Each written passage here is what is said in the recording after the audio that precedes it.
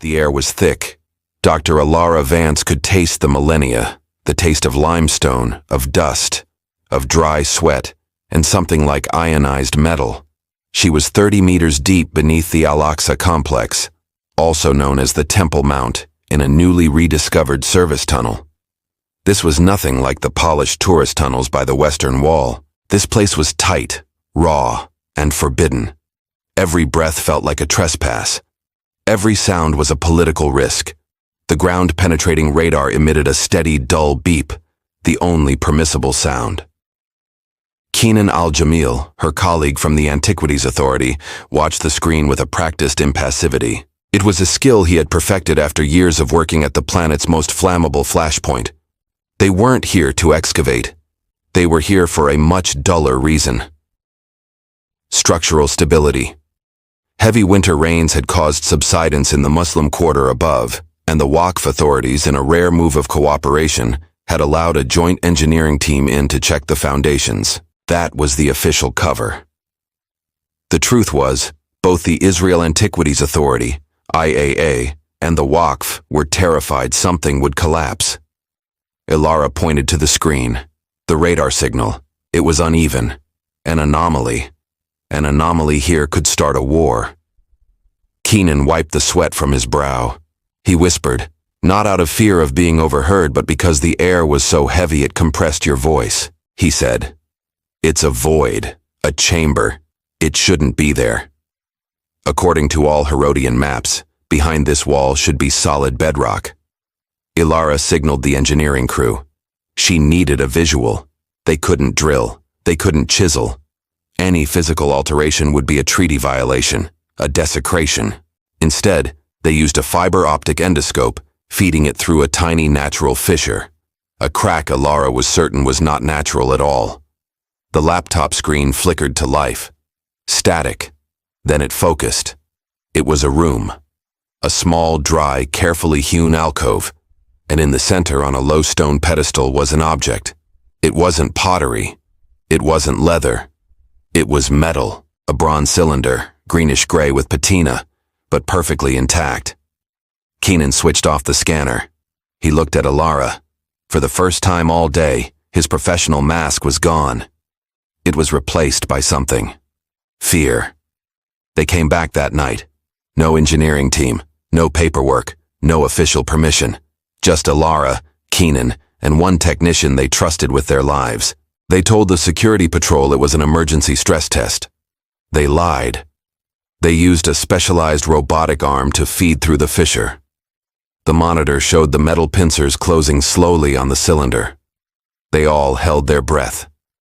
If it fell, if it broke, if they were caught. The extraction took 2 stressful hours.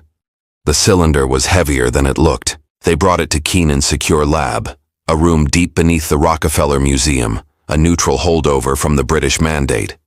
It was sealed with bitumen wax, still holding the impression of a seal neither of them recognized. Keenan used an ultrasonic blade to cut the wax. 1,000 years of silence broke. The air inside, trapped for 2 millennia, escaped with a hiss.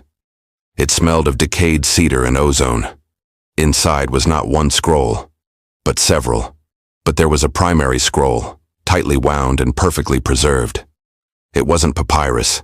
It was incredibly fine vellum, backed onto a thin copper sheet. Alara carefully unrolled it under the specialized light. The text was clear.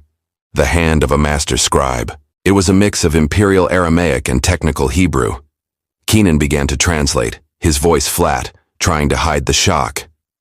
This was not a religious text, not a gospel, not a prophecy. It was a last will.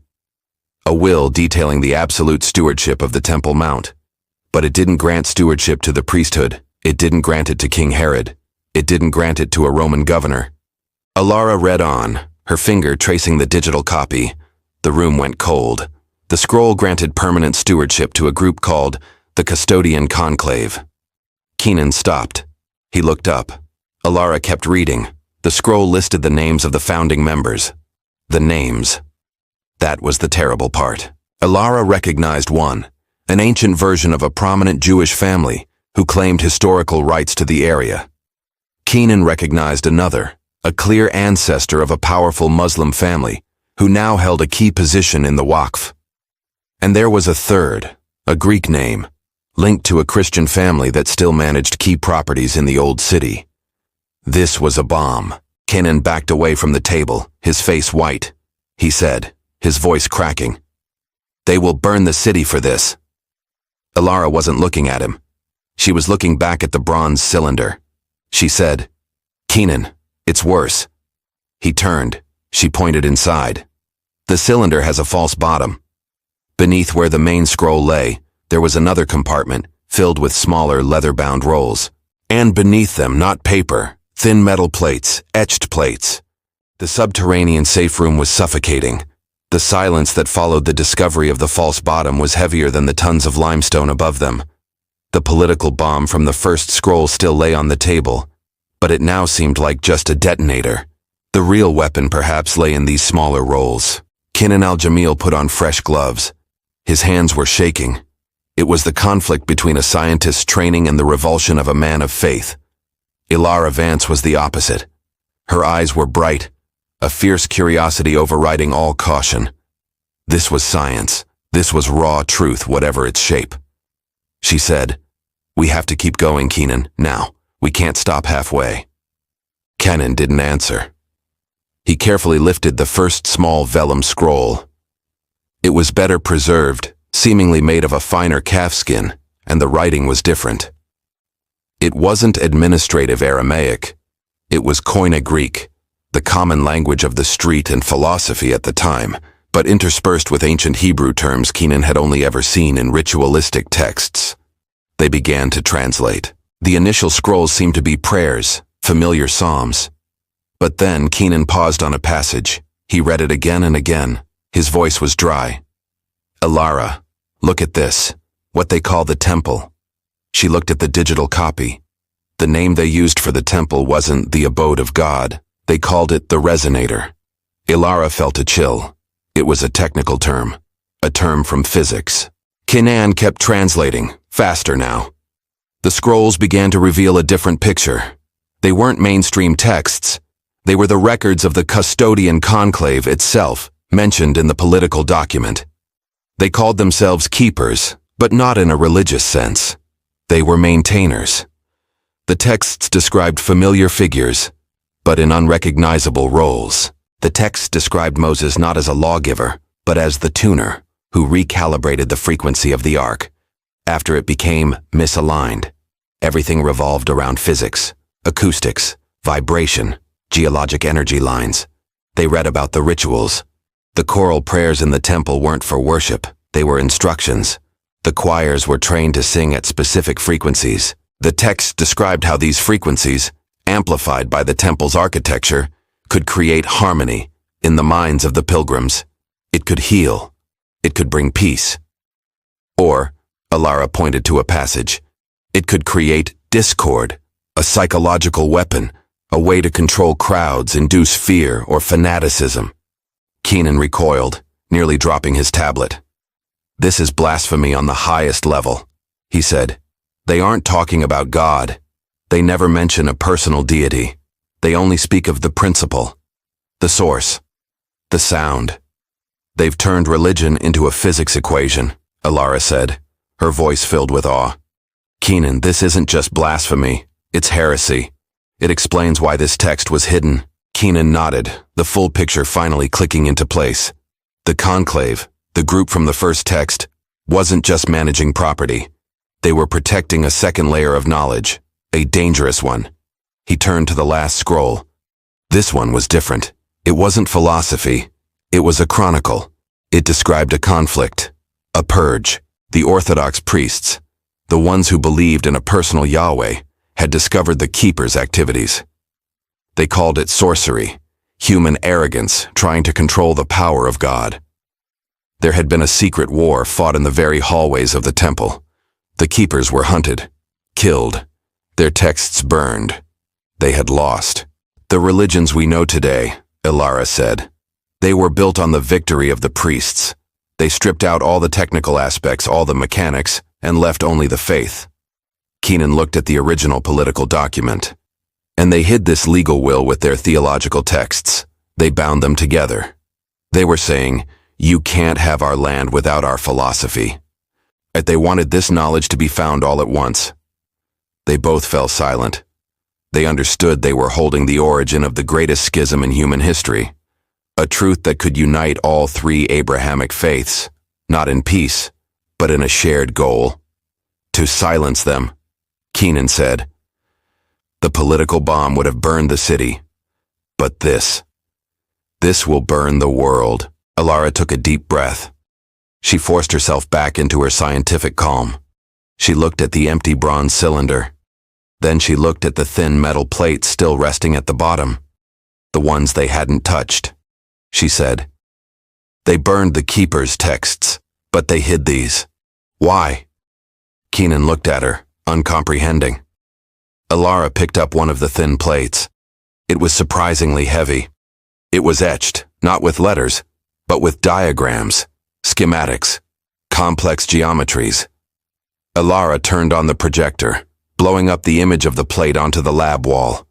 Then she reopened the digital files of the religious scrolls. She put them side by side, and then she saw it. "Keenan," she called. He looked up. Alara pointed to a passage in the ritual text, one describing a complex choral service, the rite of spring purification. She pointed to the musical notations, the instructions on rhythm. Then she pointed to the metal plate. "It's not a schematic," she said. "It's a circuit board. And these prayers, they aren't prayers. They're passcodes. They're the operating manual." Operating manual. Ilara's words hung in the safe room. The air seemed to thicken, absorbing all sound. Keenan al-Jamil slumped into a chair, his hand over his mouth. He wasn't scared anymore. He was repulsed. The political shock had frightened him. The religious blasphemy had shattered him. But this cold, impersonal technology, was an entirely different horror. It turned his history, his faith, into a technical deception. He said, his voice hoarse, "Ilara, we have to stop.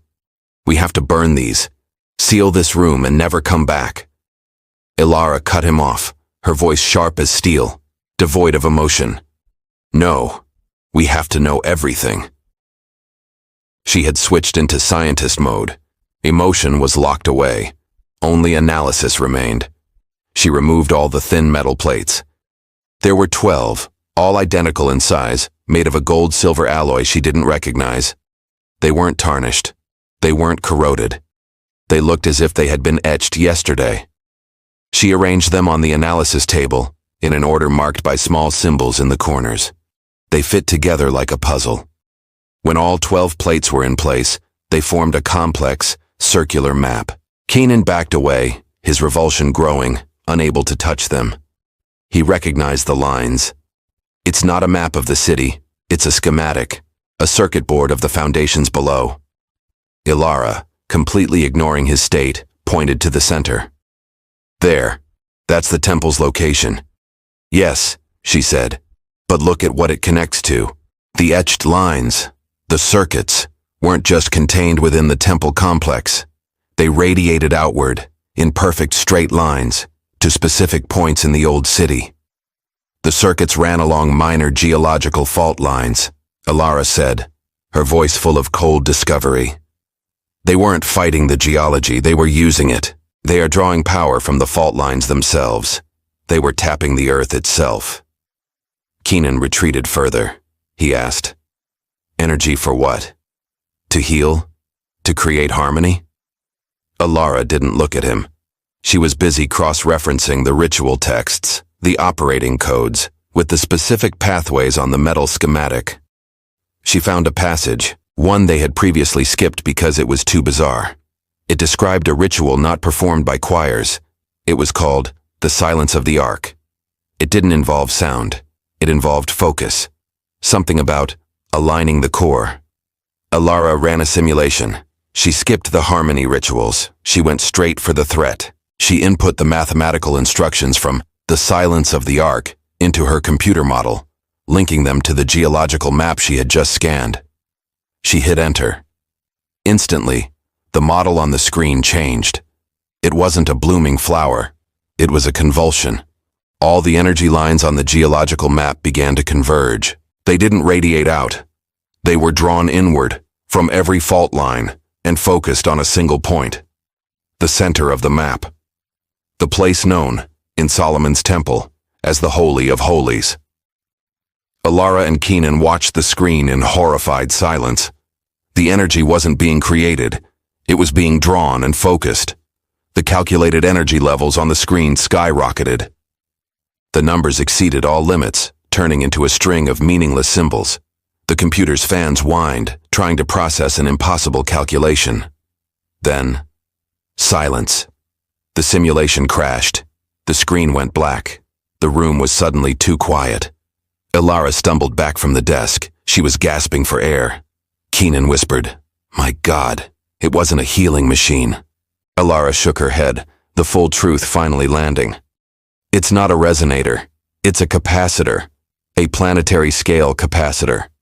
And the harmony rituals the scrolls describe," she said, her voice breaking. "That was just standby mode. The charging cycle. They were keeping it charged for hundreds of years. And the Holy of Holies. It wasn't a throne room. It was a detonation chamber. A trigger point."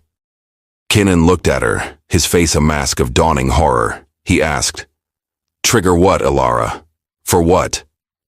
Alara stared at the black screen, but she didn't see her reflection. She saw the geological map. She saw the converging fault lines. She said, "We're not in San Francisco, Keenan, but we have a major fault, the Jordan Rift Valley, one of the most unstable rifts in the world."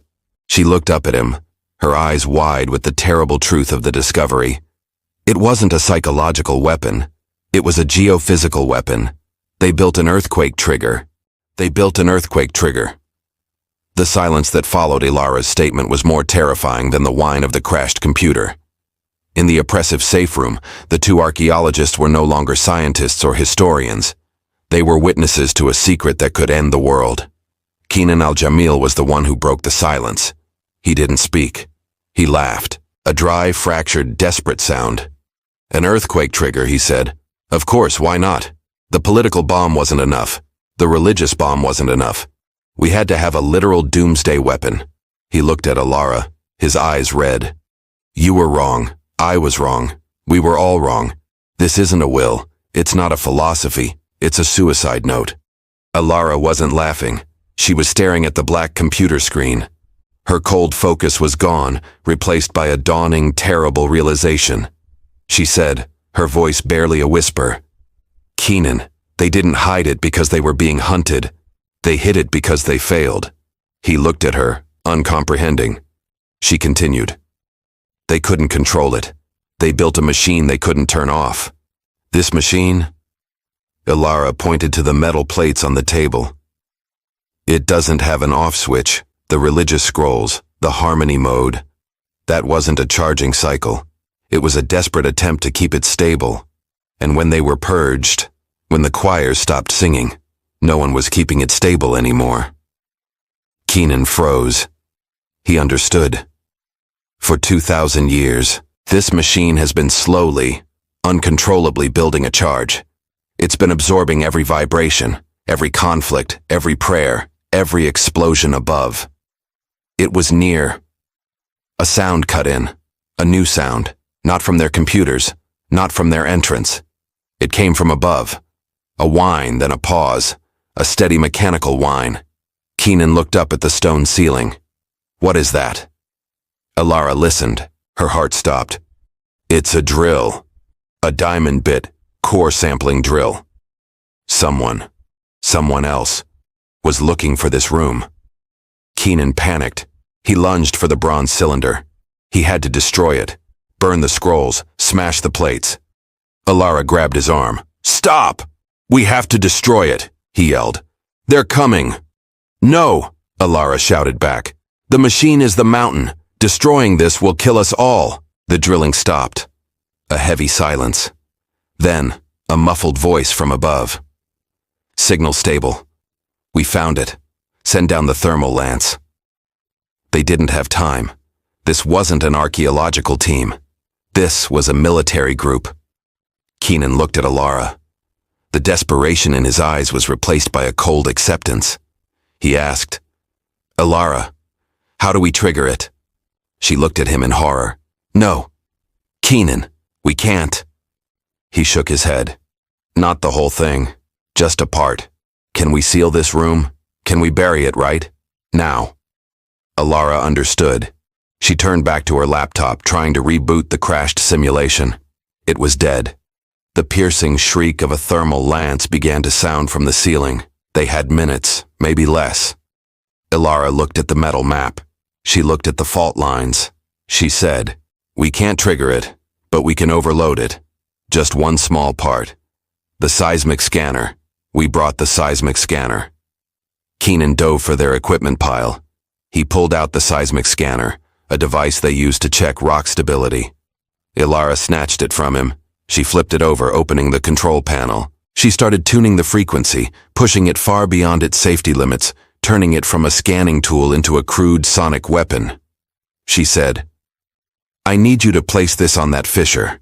She pointed to a small crack in the wall, one where a geological circuit line on the map ran. "I'm going to activate it. It will send a pulse back, overload that single junction. It won't trigger the whole system, but it will." "It will what?" Keenan asked, his hand gripping the scanner. Alara looked at him, her eyes clear of fear. Only certainty remained. "It will collapse this room. It will bury us. It will bury the manual." The thermal lance was almost through. Keenan didn't hesitate. He ran to the fissure and pressed the scanner against it. He looked back at Alara. 2,000 years. And it ends here. She nodded, her hand on the switch. Keenan closed his eyes. Alara hit the switch. There wasn't an explosion. There was just a sound. A single low note that started below hearing and rose, making the rock shudder, making their teeth rattle. The thermal lance stopped. There were shouts from above. Then, the ceiling fractured. Rock fell. Alara didn't move. She held the bronze cylinder tight. Keenan didn't move. They looked at each other through the thickening dust as millennia of history collapsed, sealing their secret forever. The next morning, brief news reports cited an unexplained geological tunnel collapse beneath the Temple Mount. 2 archaeologists were declared missing, presumed dead. The area was immediately and indefinitely locked down. Thank you so much for watching this video. If you enjoy this type of content, please hit subscribe and turn on notifications so you won't miss our next video.